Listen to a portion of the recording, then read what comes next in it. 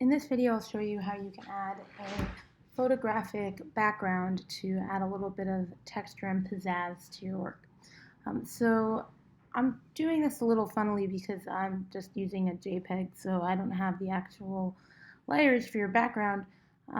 But what I can do is still go to Google and just get a picture of a sky. I made sure to filter out only pictures that are large, so that way we get images that won't look too pixelated.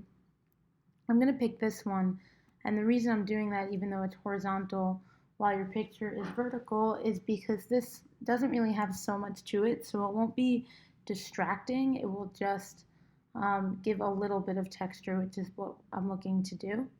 Now I'm going to hit Command V or Control V just to paste it in, and it's still really small relative to the document size that I'm working on, but I can just hit Command T or Control T to free transform it. And now I'm just going to make it really big so it fills the space that I want it to fill. And I'm not really very worried about losing parts of the sky. And when I hit the check mark, it's less pixelated. Okay, so now I have this sky and it's covering everything. What I want to do now is turn this off. What you can do with yours is just put it underneath your gray layer. The thing that keep it on top of the gray layer, but put it on top of you want it to be underneath the characters and the colors of the characters, but on top of the gray layer. And the reason for that is your gray layer is doing a good job of being subtle. And let's just look at what happens when I turn the sky on to multiply. If I turn it on and make it on multiply, we now have this good grayish sky that's behind the characters, and it's more subtle than if it was bright white. The problem is that because I only have one layer for all of the color, it's also adding texture to the characters, which I don't really want.